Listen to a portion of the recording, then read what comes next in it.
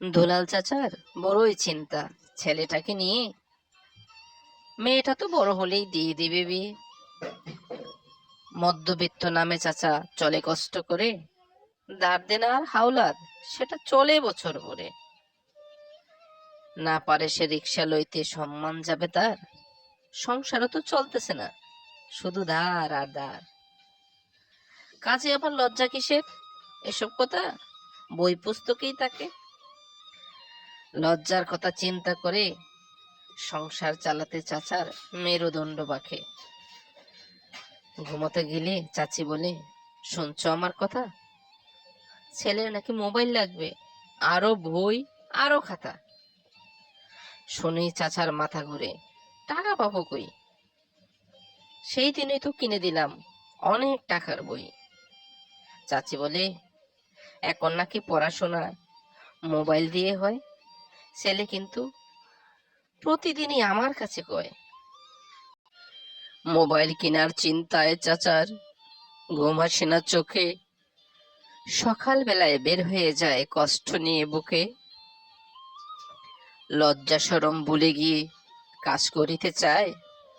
কাজ পাওয়া কি সহজ ব্যাপার? পাবে সে কোথায়? সারাটা দিন ঘুরে ঘুরে সন্ধ্যা বেলায় বাড়ি। কোথায় চেলা? চিন্তা হয় না, দিচ্ছে চাচি ঝাড়ি। চেঁচিও না, ঘরে চলো, খিদে লাগছে। কি রাঁধছিলা দেখি? কিরা দিব? চিন্তা করে এক হালি ডিম কিনে আনছি বাকি। আগের টাকাই দেওয়া হয় নাই, আবার আনছো বাকি। খেতে খেতে চাচা বলে, বিদেশ যাব নাকি?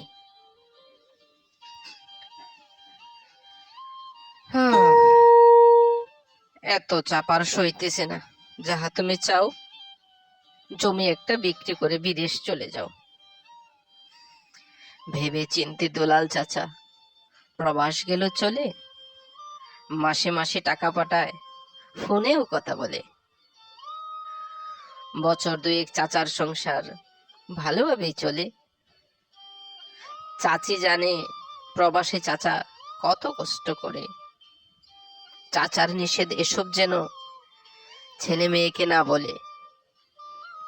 একদিন চাচি চিৎকার মেরে কান্না করে ঘরে, বাবুর বাপের কোমর ভাঙছে বিল্ডিং থেকে পড়ে।